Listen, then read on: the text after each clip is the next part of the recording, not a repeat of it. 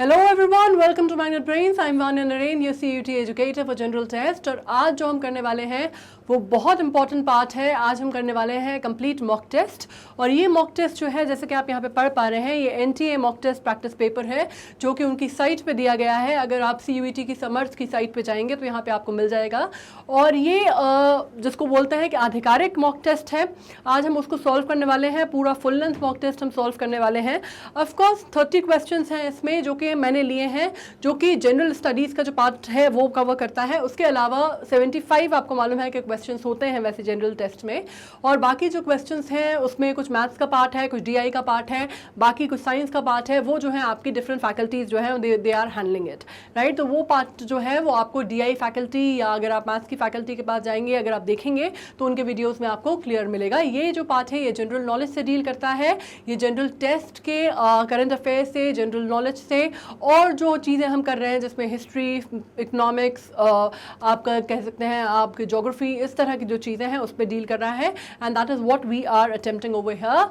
आपको जैसे मालूम है मैग्नेट ब्रेन्स एक ऐसा चैनल जहाँ पे 100% मिलती है free education and quality education आपको दी जाती है विदाउट एनी कॉस्ट, जिसमें आपको कोई भी अमाउंट नहीं देना होता, जिसमें आपको कोई भी सब्सक्रिप्शन फीस नहीं देनी होती, जिसमें आपको कुछ भी एज सच कोई भी पैकेज वगैरह परचेज नहीं करना होता. We just make sure that we are making this 100% workable for us, like you and me together. And हम अपना 100% देते हैं and this is what we expect in return, right, कि आप भी अपना 100% देंगे.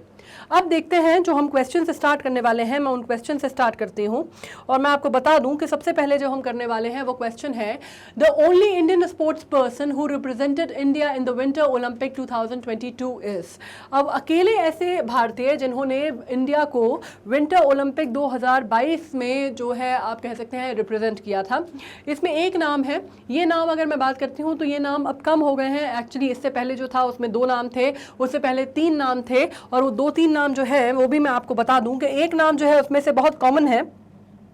एक नाम उसमें से कॉमन आता है हिमांशु ठाकुर का, जो कि इनका जो नाम आता है वो जायंट स्लैम के लिए आता है. जायंट स्लैम इन्होंने खेला था, उसके लिए इन्होंने रिप्रेजेंट किया था. उससे पहले अगर मैं 2014 की बात करती हूँ तो इसमें 3 लोग थे जिन्होंने रिप्रेजेंट किया था, जिसमें सबसे पहला नाम आता है हिमांशु ठाकुर का.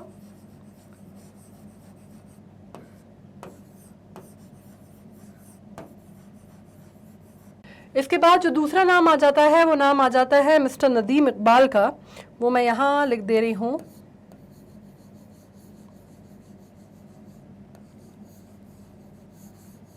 नदीम इकबाल का. और जो एक और नाम आएगा वो कॉमन नाम है, वो ऐसा नाम है जिसने 2 बार रिप्रेजेंट किया है भारत को. और ये नाम भी इंपॉर्टेंट है, आपसे पूछा जा सकता है, इसलिए मैं आपको एक्सप्लेन कर दे रही हूँ. नदीम इकबाल ने क्रॉस कंट्री में किया था और इनका नाम जो आ जाता है वो आएगा शिव केशवम. शिव केशवम की जब बात आती है, शिव केशवन की बात जब आती है तो ये अकेले ऐसे व्यक्ति थे जिन्होंने 2018 में भी रिप्रेजेंट किया था भारत को, और तब मात्र 2 लोग थे. ठीक है, 2014 में जैसे 3 बोला मैंने, 2018 में 2 लोग थे. पहला नाम जो है वो शिव केशवन का आ गया. दूसरा नाम जो आता है वो आता है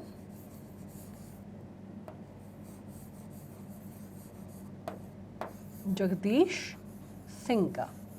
ठीक है, तो ये वो नाम हैं जिन्होंने अभी हाल फिलहाल, अभी का अगर हम रीसेंट पास्ट की बात करते हैं तो उन लोगों ने इंडिया को रिप्रेजेंट किया है. ठीक है, 2014 में 3 लोगों ने किया था, 2018 में 2 लोगों ने किया था, और 2001 में मात्र एक प्राणी ने किया था जिनका नाम था आरिफ खान, और इन्होंने किया था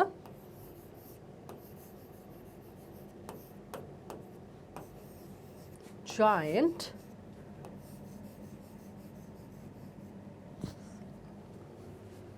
फाइन.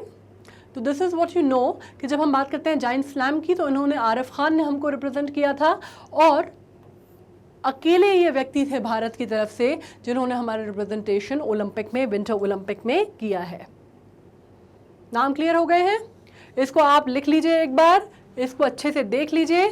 3 जो लोग थे उनका नाम था हिमांशु ठाकुर, नदीम इकबाल एंड शिव केशवन. शिव केशवन का नाम जो है 2 बार आता है. शिव केशवन ने और जगदीश सिंह ने 2018 में रिप्रेजेंट किया था, और इस साल मात्र एक प्राणी ने हमें रिप्रेजेंट किया है, एक स्पोर्ट्स पर्सन ने हमें रिप्रेजेंट किया है. Now Which Indian company has become the first Indian consumer goods company to become completely plastic waste neutral?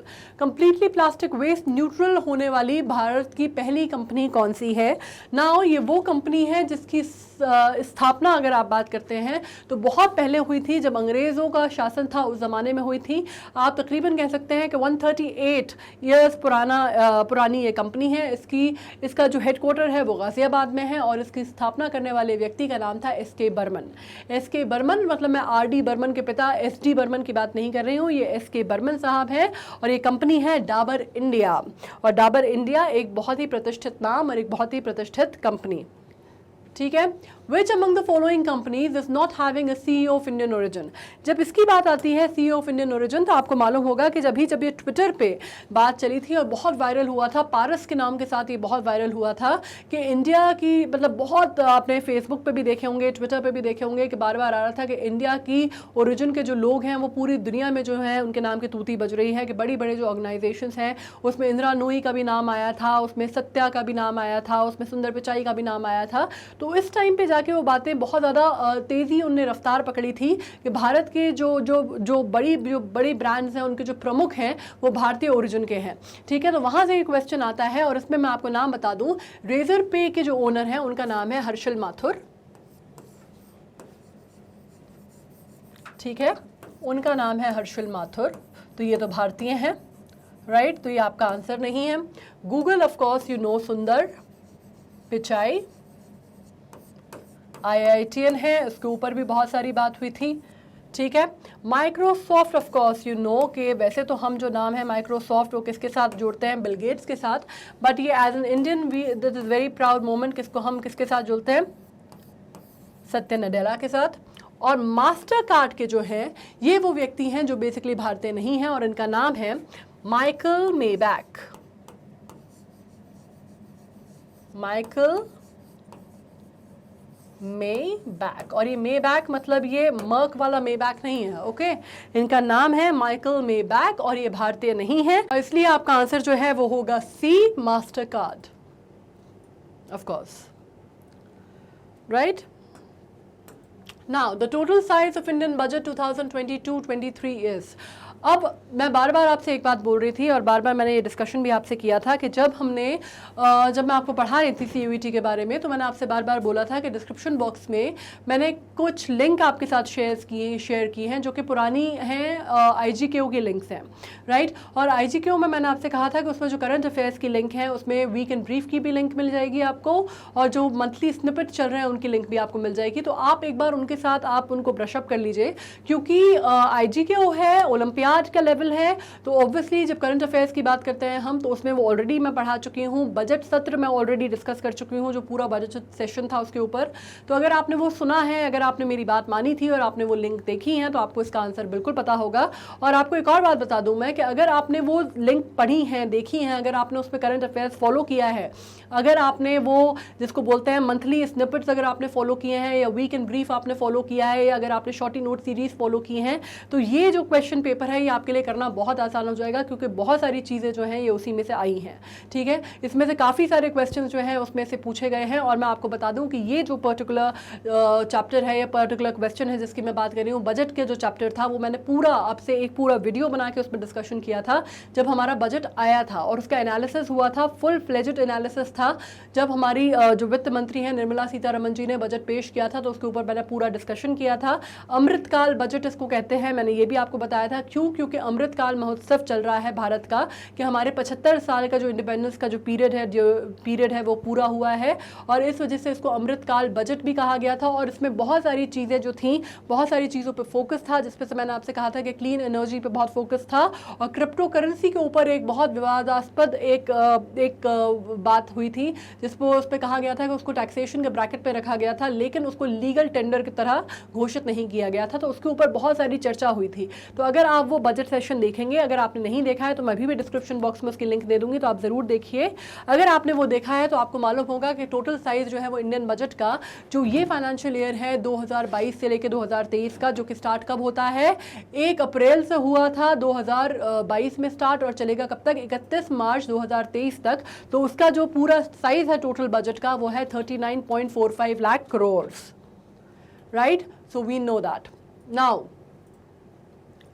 The total number of television channel under PM E-Vidya is to be increased. अब मैंने ये भी बताया था आपको कि हमने बहुत सारे फ्लैगशिप प्रोग्राम्स के बारे में भी उसमें डिस्कशन किया है, चाहे आप आवास योजना की बात कर लीजिए, चाहे आप उज्ज्वल योजना की बात कर लीजिए, चाहे आप स्टार्टअप इंडिया की बात कर लीजिए, आप लोकल फॉर वोकल की बात कर लीजिए, आप बहुत सारी चीज़ें जो हैं जो स्टार्टअप्स की बात होती हैं उसमें अगर आप कर लीजिए, या आप ई जो प्लानिंग है, जो ई लर्निंग की जो प्रोग्राम्स हैं उसको बहुत ज़्यादा जो है वो हमारी सरकार जो है उसको बहुत ज़्यादा चैनलाइज करने की कोशिश कर रही है, या नेट न्यूट्रलिटी की अगर आप बात कर लीजिए, या फिर अगर आपको बात करनी है आप पेरिस एग्रीमेंट की बात कर लीजिए, ये सब कुछ टॉपिक्स जो हैं वहाँ पे कंप्लीट हुए हैं। उसी में एक और टॉपिक हमने कंप्लीट किया था जब बात हुई थी ई विद्या की, और ई विद्या जो है ये प्रधानमंत्री की फ्लैगशिप योजना है जो कि फोकस कर रही है किसको, डिजिटलाइज करने को, एजुकेशन के सेक्टर को, राइट। आप जैसे ई विद्या आप नाम से ही समझ सकते हैं, it is about the digitalisation of the education. और इसमें जब आपने बात की थी तो ये स्टार्ट हुआ था, जब मैं बात करूँ total number of television channel जो है उसमें वो 12 से 200 हो गए हैं, तो ये भी आपको पता चल जाएगा अगर आपने वो देखा होगा तो। अब पद्म विभूषण की बात करते हैं। अगर Padma Vibhushan for education and literature in the year 2022 has been conferred on. अब पद्म विभूषण की जब मैं बात करती हूँ तो आपको मालूम है कि जब भारत में जो सिविलियन ऑनर्स की बात की जाती है तो भारत रत्न सबसे सर्वश्रेष्ठ माना जाता है, उसके बाद आता है पद्म विभूषण और फिर आता है पद्म भूषण, ठीक है। तो पद्म विभूषण जो है अलग अलग सेक्टर्स में लोगों को दिया जाता है। इस बार अगर आप बात करते हैं तो अभी जिनकी हम बात करते हैं एजुकेशन लिटरेचर के सेक्टर में, वो नजमा अख्तर जी को दिया गया है। इसके अलावा बिपिन रावत जी को दिया गया है जो कि पॉस्टमस दिया गया है। बिपिन रावत जी आपको मालूम है जो हमारे पहले सीडीएस थे, उनकी आपको मालूम है कि किस तरह दुर्घटनाग्रस्त हो गया था उनका चॉपर और उसमें उनकी मृत्यु हो गई, उनको दिया गया है। उसके अलावा कल्याण सिंह जी को दिया गया है। उसके अलावा बहुत सारे नाम आ जाते हैं इसमें, बहुत सारे नाम ऐसे हैं जिनको पॉस्टमसली दिया गया है। आत्रेय जी को दिया गया है, वो लेडी हैं जिनको आर्ट के फील्ड में दिया गया है। तो बहुत सारे नाम इस तरह के बाहर आते हैं, लेकिन अभी जब हम बात कर रहे हैं प्रोफेसर नजमा अख्तर, उनको दिया गया है एजुकेशन और लिटरेचर के फील्ड में, ठीक है। अगर आप इसमें बात करते हैं प्रभा आत्रेय जी को आर्ट के फील्ड में दिया गया है। तो इस तरह से बहुत सारे नाम सामने आते हैं और इस बार महिलाओं की संख्या भी काफ़ी सारी है, काफ़ी अच्छी तादाद में महिलाओं की संख्या भी रही है, ठीक है। और काफ़ी सारे इस बार पॉस्टमस दिए गए हैं। अब which state has been adjudged as the best state in water conservation effort in the National Water Award 2020? I feel very proud to say कि ये सारे क्वेश्चंस जो हैं ये कहीं ना कहीं, अगर आपने वो करंट अफेयर्स सीरीज़ पढ़ी है तो हमने उस पर डील किए हुए हैं। तो अगर again and again why I am saying this to you is कि मैंने बहुत बार आपसे बोला कि मैं डिस्क्रिप्शन बॉक्स में वो लिंक शेयर करूंगी, और आपने देखे हैं नहीं देखे, I am not too sure, write down in comment so that I know कि आपने देखे हैं। लेकिन अगर नहीं देखे, अभी तक भी नहीं देखे, तो मैं बार बार आपको बता दूं कि ये सब कुछ हम उसमें कवर कर चुके हैं। So please please please I would request you कि आप जाइए और आप डिस्क्रिप्शन बॉक्स में वो जो लिंक है एक बार उनको क्लिक कीजिए और आप please current weeks and brief पढ़ना चालू कीजिए, और आप स्निपेट्स देखना चालू कीजिए, और आप शॉर्टी नोट सीरीज देखना चालू कीजिए। आपका ये सब कुछ उसमें कवर हो जाएगा, राइट। आपका पूरा करंट अफेयर्स कंप्लीट हो जाएगा क्योंकि उसी तरह के क्वेश्चंस आपको CUET में पूछे जाएंगे, ऑलराइट। सो मैं आपको बता दूं कि इसका आंसर जो है वो उत्तर प्रदेश है। उत्तर प्रदेश का जो राज्य है उसको अवार्ड दिया गया है क्योंकि उसने सबसे कारगर काम किया है पानी के संरक्षण में या वाटर कंजर्वेशन में, ठीक है। और उसको अवार्ड दिया गया है 2020 में। और उसके बाद आप ये अवार्ड की अगर बात करते हैं तो ये बहुत प्रेस्टिजियस अवार्ड भी माना जा रहा है, बिकॉज इसमें वाटर कंजर्वेशन, जब वाटर टेबल की बात आ रही थी तो अभी अगर आप हमारा बजट भी देखेंगे तो उसमें भी बहुत ज़्यादा हमारे उस पर बजट पे फोकस किया गया है रिन्यूएबल और नॉन रिन्यूएबल एनर्जीज पे। और इसमें बात किया गया है कि वाटर कंजर्वेशन, नेचर के ऊपर एनवायरमेंट कंजर्वेशन बहुत बड़ा मुद्दा है। इसके अलावा आपको मालूम है कि जब मैं बात कर रही हूँ क्लीन एनर्जी की, ये बहुत बड़ा मुद्दा है। तो इस अगर आप ब्रैकेट में रखते हैं तो एनवायरमेंटल, जो प्रो एनवायरमेंटल जो स्टेप्स लिए हैं सरकार ने, वो बहुत सराहनीय है और बहुत ज़्यादा इंटरनेशनली फोकस है उसके ऊपर। इंटरनेशनल ऑर्गेनाइजेशंस फोकस कर रही हैं और इंडिया का जो बजट है उसने भी काफ़ी ज़्यादा फोकस किया और स्टेट उस पर भी उसका बहुत ज़्यादा फोकस है। तो दोनों ही तीनों लेवल पे अगर आप देखते हैं तो ये बहुत इंपॉर्टेंट हो जाता है। अब बात कर लेते हैं which among the following words has been picked up by the Oxford University Press as the children's word of the year 2022 2021। अब इस पे ये बात हुई है कि इसमें 2021 में इसमें जो टीचर्स का और स्टूडेंट्स का जो पिक है वो थोड़ा सा डिफरेंट है। एंग्जाइटी जो शब्द है वो स्टूडेंट्स ने चूज किया है, और अगर रेजिलियंस की आप बात करते हैं तो वो पिक किया गया है टीचर्स के द्वारा। लेकिन अभी हमसे जब बात की जा रही है picked up by the Oxford University Press as children word of the year, तो उसको आप कहेंगे एंग्जाइटी। ठीक है, ये स्टूडेंट्स ने पिक किया था और इसको थोड़ा सा मार्किंग जो है इसको थोड़ी सी हायर मिली थी then resilience, so the word is anxiety. What is the current repo rate announced by the Reserve Bank of India in May 2022? अब इसमें अगर आप देखेंगे तो उसमें बहुत सारी चीज़ें आपको समझ में आएंगी। अगर आप इसको गूगल करेंगे तो आपको 4.90 का आंकड़ा मिलेगा, जो कि अभी बढ़ गया है, 4.90 हो गया है। पर इनिशियली जब इसको स्टार्ट किया गया था तो वो 4.0% से बढ़ाकर पहले किया गया था 4.40, और ये आपका आंसर होगा डी। ठीक है, फिलहाल इतना हो गया। Now it standard 4.90। अब which book has won the Man Booker prize in 2021? Man Booker prize एक बहुत ही प्रतिष्ठित पुरस्कार जो कि लिटरेचर के फील्ड में दिया जाता है। और आपको मालूम है बुकर प्राइज सबसे पहले जब हमने नाम सुना था, जब मतलब मैं भी छोटी थी तो मैंने नाम सुना था सलमान रुश्दी का, और बहुत नाम हुआ था उसका। बुकर प्राइज़ मिला है, इंडियन ओरिजिन के एक ऑथर को बुकर प्राइज़ मिला है, इंडियन ओरिजिन के एक ऑथर को बुकर प्राइज़ मिला है, तो बहुत बात हुई थी। इसमें काफ़ी सारे नाम आ जाते हैं। इसमें मेरे ख्याल से एक और जो किताब थी जिसके बारे में मैंने पढ़ा था वो आई थिंक किरण देसाई की थी, if I am not wrong, the inheritance of loss, शायद उसको भी मैन बुकर प्राइज मिला था। उसके ऊपर भी बात हो रही है। लेकिन अभी जो है अभी बात हो रही है द प्रॉमिस की, और ये डेमन गैलगॉट की किताब है, राइट। इसको मिला है the Man Booker prize of 2022। अब ये जो सवाल है इसके ऊपर बात की जाती है कि ये क्लीनेस्ट सिटी है भारत की फ्रॉम द पास्ट 3 years। ये बहुत कॉमन है। इसके ऊपर जो सर्वेक्षण होता है, जो आपको मालूम है कि किया जाता है, एक पूरी सूची जो है वो जारी की जाती है उन सिटीज़ की जो कि क्लीनेस्ट है और वो सिटीज़ की जो कि डर्टीएस्ट है। तो एक सिटी जो है मध्य प्रदेश में है। मध्य प्रदेश का आप कह सकते हैं फाइनेंशियल कैपिटल कहलाती है, राजधानी कैपिटल वित्तीय राजधानी कहलाती है। ओरिजिनल पॉलिटिकल राजधानी तो भोपाल है, लेकिन भोपाल अनफॉर्चुनेटली इस लिस्ट में नहीं है। लिस्ट में तो है, मतलब इसमें जो टॉप मोस्ट नाम है उसमें नहीं आता भोपाल, इसमें नाम आता है इंदौर का। एक्सक्यूज मी।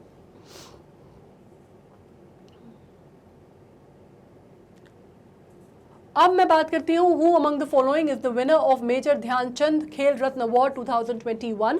मेजर ध्यानचंद खेल रत्न अवार्ड, जो कि आपको मालूम है पहले नाम था इनका राजीव गांधी खेल रत्न अवार्ड, और अभी इनका जो नाम है बदल दिया गया है और नाम रख दिया गया है मेजर ध्यानचंद के ऊपर। मेजर ध्यानचंद आपको मालूम है हॉकी विजर्ड माने जाते हैं भारत के, मतलब कहा जाता है कि हॉकी के जादूगर कहते हैं उनको, और उनके ऊपर ये नाम रखा गया है। भारत का सबसे सर्वश्रेष्ठ सम्मान माना जाता है खेल जगत का।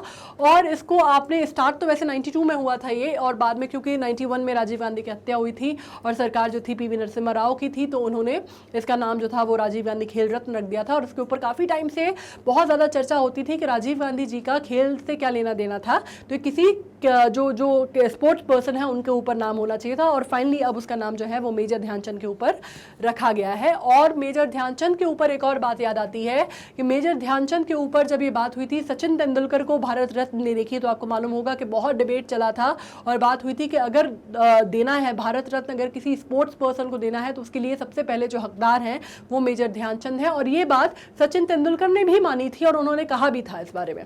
ठीक है, तो ये तो हो गया आपका बैकग्राउंड। अब मैं आपको बता दूं कि ये 12 लोगों को इस साल दिया गया है 2022 में, और राष्ट्रपति देते हैं। और इसमें जो रकम दी जाती है ना वो 25 लाख का अमाउंट है जो दिया जाता है।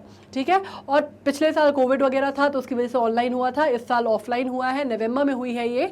और राष्ट्रपति देते हैं, और इसमें यहाँ पे जो नाम है उसमें से अगर मैं आपको नाम बताऊं तो बहुत सारे लोग थे जिनको अगर Major following is the winner, इसमें नाम जो है इसमें मिताली राज का भी आ जाता है, इसमें नीरज चोपड़ा को भी दिया गया है, इसमें दहिया को भी दिया गया है, काफ़ी सारे नाम आ जाते हैं। और यहाँ पे नाम आने वाला है कृष्ण नागर का, जो कि पैरा शटलर है। कृष्ण नागर के बारे में एक और बात बोली जाती है कि आपको मालूम है टोक्यो पैरालंपिक में भारत ने बहुत अपना झंडा जो है वो पूजा किया है, आपको मालूम है। इसके अलावा जब मैं बात करती हूँ तो एक बहुत अनफॉर्चुनेट आपको पर्सनल बात बताती हूँ मैं इसके बारे में, कि जब कृष्ण नागर जी को इसका पता चला, जब वो दिल्ली पहुँच गए थे ये अवार्ड लेने के लिए, तब उनको जस्ट कुछ घंटे पहले उनको पता चला कि उनकी माता जी का जो है वो देहांत हो गया है। और ये बहुत ही अनफॉर्चुनेट खबर जो है उनके पिता ने उनको दी थी, जो कि बहुत फेमस फिजियोथेरेपिस्ट भी हैं। ठीक है, तो नाम यहाँ पे आता है कृष्ण नागर जी का। Who is the Chief Justice of India in May 2022?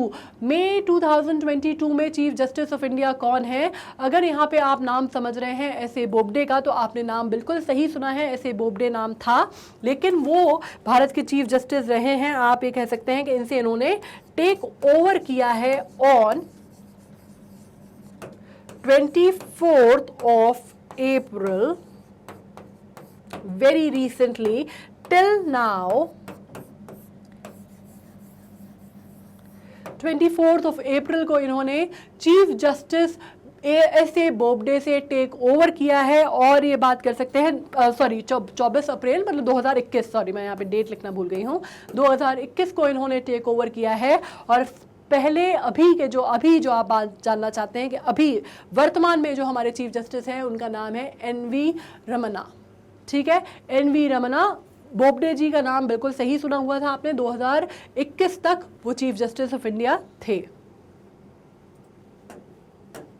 अब यहाँ पे इस तरह का क्वेश्चन अगर आपको याद हो कि हमने ये क्वेश्चन जो है वो हमने उसमें किया हुआ था, जब हम क्वेश्चन जब एमसीक्यूज मैंने आपको बताए थे, जब हमने एमसीक्यूज डिस्कशन किए थे तो मैंने आपको डिफरेंट टाइप ऑफ क्वेश्चंस बोले थे। तो इस टाइप के क्वेश्चन भी आपको मैंने बताए थे कि पॉसिबली ऑब्जेक्टिव टाइप में इस तरह के क्वेश्चन भी पूछे जा सकते हैं, तो उसमें कन्फ्यूजन नहीं होना है आपको। जब इसमें हम बात करते हैं कि कौन सी नदी किसकी ट्रिब्यूटरी है, ये कौन सी नदी की ट्रिब्यूटरी है, तो रावी आपको मालूम है। इसमें से अगर एक भी आपको नाम सटीक मालूम है, एक या दो नाम, तो भी आप बहुत बढ़िया तरीके से कर सकते हैं। जब आपको मालूम है कि इंडस वैली सिविलाइजेशन की जब हमने बात की थी, तब मैंने आपको एक चीज बताई थी कि इंडस में जब ऊपर का जो क्षेत्र है नॉर्दर्न वेस्टर्न फ्रंटियर में, जब इंडस जो फ्लो होता है वो ऊपर की तरफ है हमारा।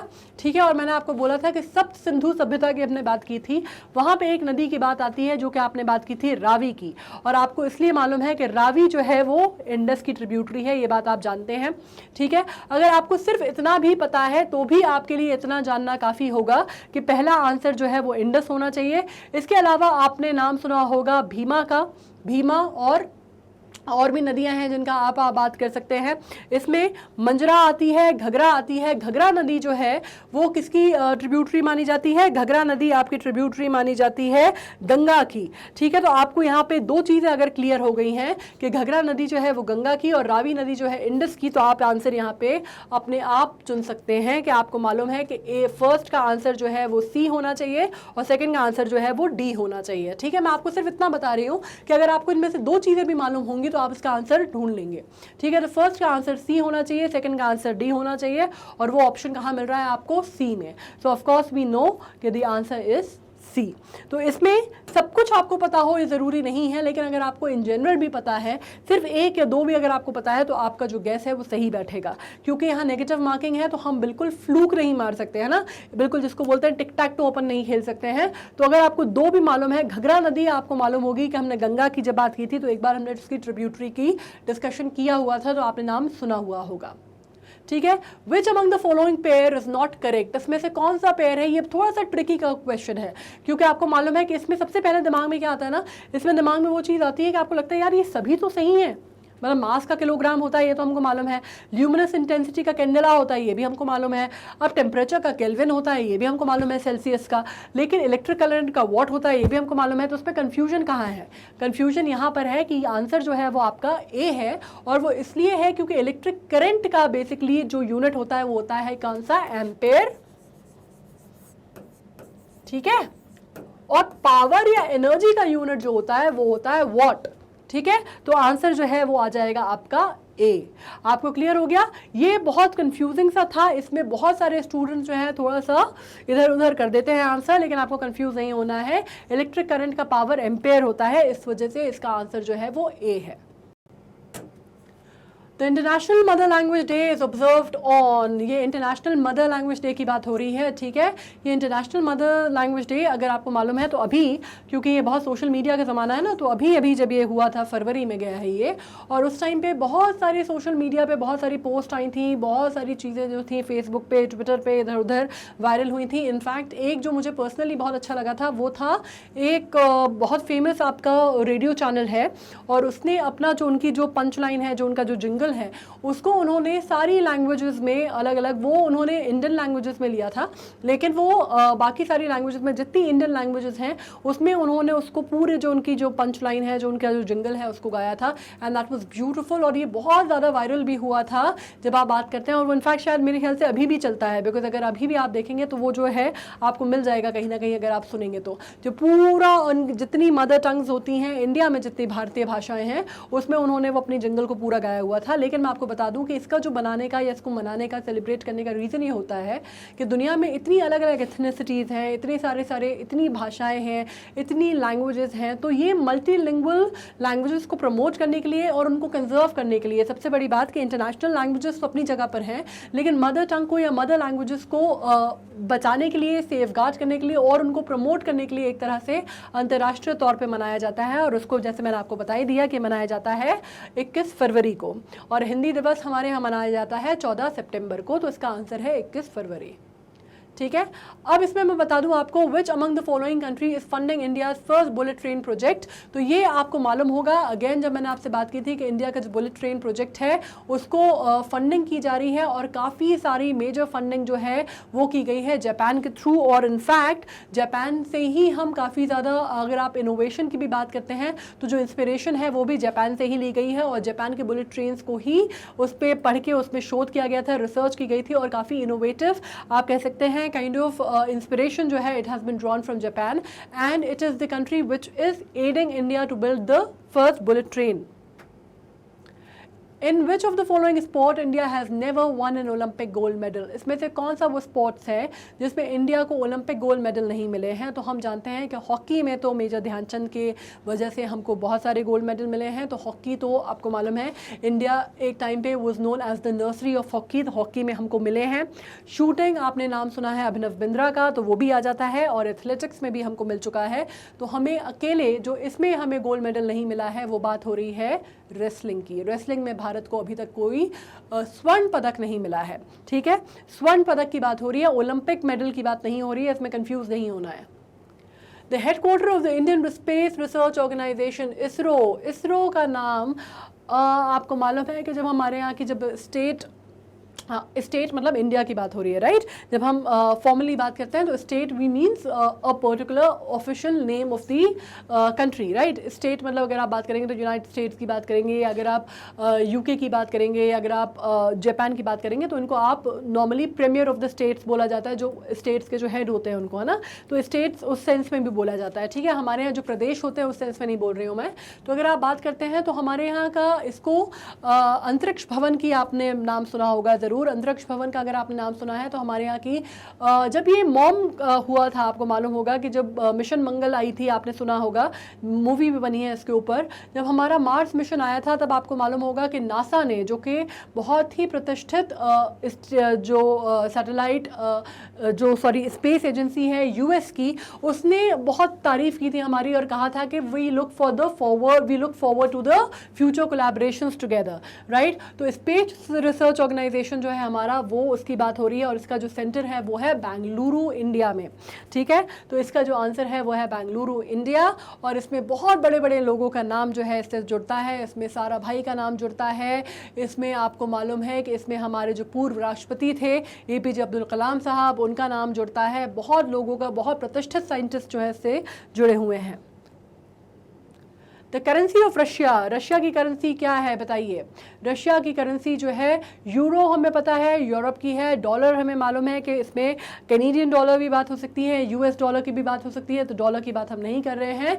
यहाँ पे बात हो रही है रूबल की, रूबल की बात हो रही है, और रूबल का एक्सचेंज रेट जो है वो इंडिया से बहुत ज़्यादा नहीं है, 1.39 ही है, ठीक है। तो बात हो रही है रूबल की, तो the answer is C, rouble.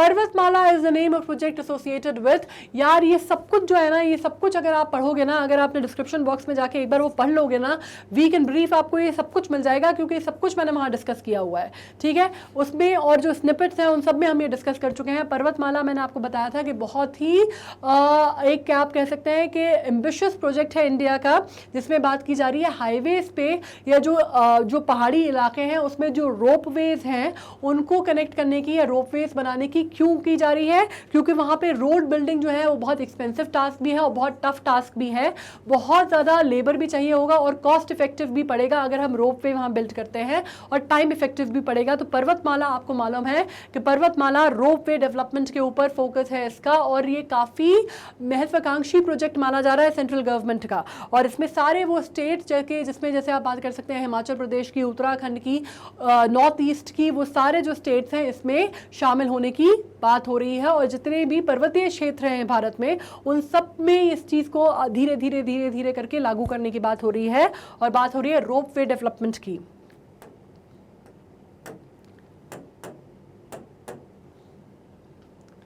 NATO stands for, NATO आपको मालूम है कि एक ट्रीटी है, आपको मालूम है कि इसके बारे में भी हमने बहुत सारी चर्चा की है, तो उसमें हम बहुत ज़्यादा डिटेल में नहीं जाएंगे। नेटो की डिटेल में अभी आपको रशिया यूक्रेन में आपने नेटो का नाम बहुत बार बार सुना होगा, लेकिन अभी हम बात कर लें कि नॉर्थ अटलांटिक ट्रीटी ऑर्गेनाइजेशन जो होता है वो होता है NATO. Okay, Which among the following country is not a member of Quad? Quad के ऊपर मैंने एक प्रॉपर, अगर आप बात करेंगे तो मैंने एक शॉर्टी नोट सीरीज पे Quad के ऊपर एक पूरा चर्चा की हुई है। ये आपकी बात हो रही है मल्टीलैटरल एक ऑर्गेनाइजेशन की, मल्टीलैटरल संधि की, मल्टीलैटरल ट्रीटी की, और Quad में इंडिया के साथ आता है जापान का नाम, और इंडिया के साथ आता है ऑस्ट्रेलिया का नाम, और जो चौथी कंट्री है वो है United States of America. So of course we know कि Quad कंट्री कौन सी नहीं है, कनाडा क्वाड कंट्री नहीं है, ठीक है। इसमें जिस अवार्ड की बात हो रही है ये लायनल मेसी की बात हो रही है। मेसी का नाम तो आपने सुना होगा, मतलब बेंडेड लाइक बेकहम, मतलब आपने बेकहम का, रोनाल्डो का, मेसी का नाम तो मतलब सभी ने यहाँ पे सुना होगा। स्पोर्ट्स वाले हैं आप लोग, तो आप लोगों के लिए तो नॉर्मली आपकी जो जनरेशन है उसको तो ये पता ही होगा कि जब मेसी की बात आ रही है तो मेसी ने कितनी बार ये ऑनर जीता है, 8 बार। लाइक द रिकॉर्ड 8 times ही won it over and it is one of the very big achievements. Who among the following Indians is a Nobel Prize winner for chemistry? इसका जो आंसर है वो मैं आपको बता दूं कि 2009 में इनको नोबेल प्राइज़ मिला था केमिस्ट्री के लिए, और इनको इनकी काउंटर पार्ट के साथ मिला था थॉमस शिट्स के साथ। थॉमस शिट्स के साथ इनको जो उस साल का जो नोबेल प्राइज़ है केमिस्ट्री में वो दिया गया था, और नाम है डॉक्टर वेंकटरमन रामकृष्णन, और इनको 2010 में फिर हमारे यहाँ पद्म विभूषण से भी इनको सम्मानित किया गया था। So the answer is doctor Venkataraman Ramakrishnan. अब which of the following Covid vaccine is not an approved vaccine for kids in India? ये नाम सुन के थोड़ा सा आपको हैरानी होगी, क्योंकि सबसे कॉमन नाम जो हमारे यहाँ वैक्सीनेशन का हमने लिया या माना जाता है वो 3 बहुत कॉमन नाम चले, एक कोविशील्ड, कोवैक्सिन और स्पुतनिक, ठीक है। तो लेकिन मैं आपको बता दूं कि इसमें से ये जो नाम है कोविशील्ड, ये बच्चों के लिए अप्रूव नहीं किया गया है। बच्चों के लिए ज़ाइकोव डी या कोबीवैक्स जो है वो अप्रूव किया गया है। तो कोविशील्ड बच्चों के लिए अभी तक इंडिया में अप्रूव्ड नहीं है। अब ये जो क्वेश्चन है ना, लॉन्गेस्ट रेलवे प्लेटफॉर्म इन इंडिया, ये तो बहुत लोगों को पढ़ के लगा होगा कि ये तो हम बचपन से सुनते आ रहे हैं, ये हमको पता ही है ना। ये तो सबको मालूम है कि वेस्ट बंगाल का खड़गपुर का जो रेलवे स्टेशन है वो लॉन्गेस्ट प्लेटफॉर्म था, लेकिन अब इसमें कहानी में थोड़ा सा ट्विस्ट आ गया है। अब नाम जो है वो हो गया है यूपी के गोरखपुर का। खड़गपुर की अगर आप बात करते हैं तो यूपी का गोरखपुर जो है वो है तकरीबन 1366.33 मीटर का जो है वो है आपका गोरखपुर का, और ये जो है खड़गपुर का जो बेचारा इतने सालों से टॉप मोस्ट था वो आ गया है नीचे, अब आ गया है तीसरे नंबर पे, और ये हो गया है 1072.5 मीटर का, ठीक है। तो अब आपको मालूम है कि लॉन्गेस्ट रेलवे प्लेटफॉर्म इंडिया में जो है वो अब खड़गपुर नहीं है, वो अब हो चुका है गोरखपुर। खड़गपुर एक और चीज़ का के लिए बहुत फेमस है। खड़गपुर का नाम कहाँ पे आ जाता है? खड़गपुर का नाम नॉर्मली आपने धोनी की अगर बायोग्राफी आपने सुनी है, पढ़ी है, देखी है तो आपको मालूम होगा कि खड़गपुर रेलवे स्टेशन का नाम वहाँ पे भी लिया जाता है। तो आप लोग स्पोर्ट्स वाले हैं ना ज़्यादातर स्टूडेंट्स, और आपकी जो जनरेशन है वो बहुत ज़्यादा स्पोर्ट्स में है, इस वजह से मैं आपको बता रही हूँ। अदरवाइज़ खड़गपुर रेलवे स्टेशन वैसे तो आपको मालूम नहीं होगा वेस्ट बंगाल में कहाँ पड़ता है, ठीक है। तो ये आ जाता है गोरखपुर। अब हम कर लेते हैं नेक्स्ट बात, which is the highest waterfall in India. Highest waterfall जो है इंडिया का वो है आपका कुचिकल फॉल, और इसकी आप ऊंचाई का अंदाज़ा इस बात से लगा सकते हैं कि ये है 1493 फीट ऊंचा ये वाटरफॉल है, और भारत का सबसे ऊंचा वाटरफॉल इसको माना जाता है, जो कि है कहाँ पे? दक्षिण भारत में स्थित है। Who was the second president of India? ये तो ऑफ कोर्स आपको मालूम होगा। पहले प्रेसिडेंट जो हैं वो तो हमें सबको मालूम है, डॉक्टर श्री राजेंद्र प्रसाद जी। और दूसरे जो हैं वो सबसे बड़ा फेमस नाम क्यों माना जाता है? वो नाम माना जाता है क्योंकि वो उनके लिए कहा जाता है एजुकेशनिस्ट। वो बहुत बड़े एजुकेशनिस्ट थे। उनके नाम पे हर साल 5 सितंबर को आप टीचर्स डे सेलिब्रेट करते हैं, और नाम आ जाता है जिसमें के बारे में बोला जाता है कि श्री सर्वपल्ली राधाकृष्णन का। तो इसमें नाम आ जाता है डॉक्टर एस राधाकृष्णन। ये तो पता होगा यार, ये तो सबको पता होगा। आप लोग अभी 12th पास किया है आप लोगों ने, आप लोगों को तो 100% पता होगा। इतने सालों से आप लोग टीचर्स डे सेलिब्रेट कर रहे हैं इनके बर्थडे के दिन, है ना, सर्वपल्ली राधाकृष्णन। इसके अलावा जब हम बात करते हैं विच of the following saving schemes is having the highest interest rate, तो ये सबसे हाईएस्ट इंटरेस्ट रेट कौन सी सेविंग स्कीम का है? तो ये स्कीम जो है वो मोदी सरकार द्वारा स्टार्ट की गई थी, और बेटियों के लिए जो कि गर्ल चाइल्ड है उसके ऊपर की जाती है। और इसमें सबसे हाईएस्ट अगर आप बात करते हैं, जब शुरुआत हुई थी तब तो बहुत हाई पे हुई थी, 9.7% पे हुई थी।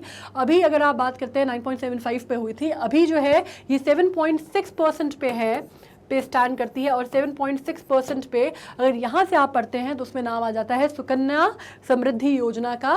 सीनियर सिटीजन का जो है वो इससे हायर होता है, बाकी ये जो तीनों हैं उससे कम है इंटरेस्ट रेट, राइट। तो इसके साथ जो आंसर है आपका आ जाता है सुकन्या समृद्धि का।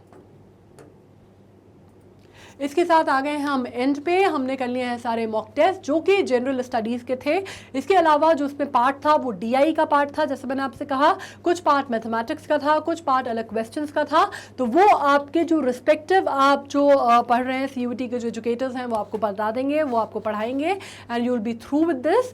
And right now what I will tell you is कि एक बार ये फिर से पूरा क्वेश्चन पेपर एक बार फिर से स्टडी करना, तो you will get the complete idea. और मैं आपको ये बता दूं, I am very glad to tell you कि जैसे मैं बार बार आपसे बोल रही थी कि आप एक बार जाके नीचे डिस्क्रिप्शन बॉक्स में देख लीजिए, और मैं कम से कम इस पूरे वीडियो में मैंने ये बात 4-5 बार बोली है, मैं फिर से रिपीट कर रही हूँ। आप इस बात से इसका अंदाज़ा लगा सकते हैं कि कितनी इंपॉर्टेंट बात होगी कि प्लीज़ प्लीज़ प्लीज़ फॉलो कीजिए करंट अफेयर्स के वीडियो, जिनकी लिंक आपको नीचे दी गई है। आपको IGK के अगर आप करंट अफेयर्स के वीडियोज़ आप फॉलो कर लेंगे, अगर आप शॉर्टी नोट सीरीज़ और आपके जो वीक एंड ब्रीफ या पॉलिसीज़ जो डिस्कस की गई हैं उसमें, या फिर अगर आप स्निपेट्स फॉलो कर लेंगे, तो ये पूरा पेपर आप बहुत आसानी से कर सकते थे, क्योंकि ऑलमोस्ट ऐसी कोई चीज़ नहीं है जो कि बाहर हो जो हमने डिस्कशन नहीं किया है।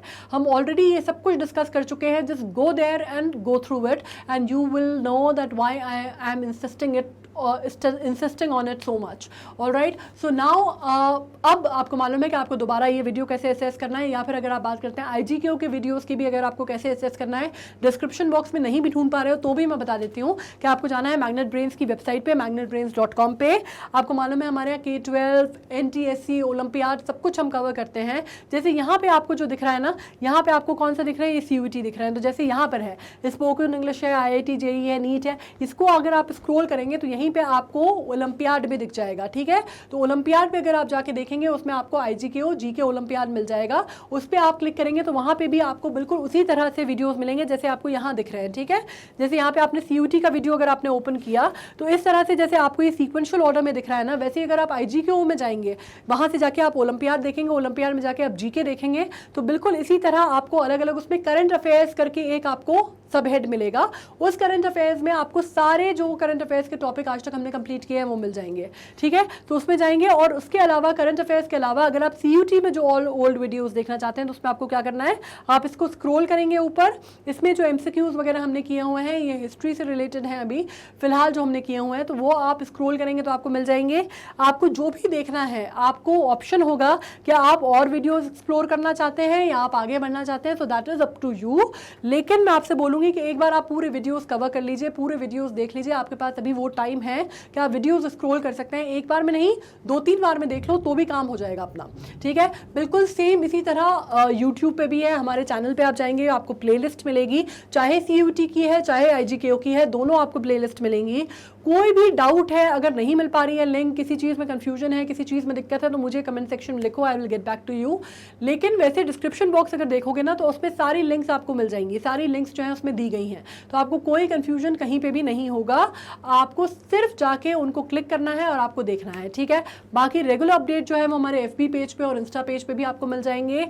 और कहीं पे भी किसी भी प्रकार का कोई भी कंफ्यूजन है, इसमें कोई समझने में दिक्कत है, कोई भी चीज़ है, इससे पहले कि हम मॉक टेस्ट करें, ये चीज़ें अगर आप क्लियर कर लेंगे तो आपके लिए आसान होगा, ठीक है।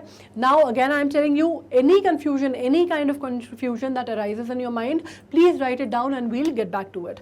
Now on this note I will sign off, you take care of yourself and study very hard. Thank you so much.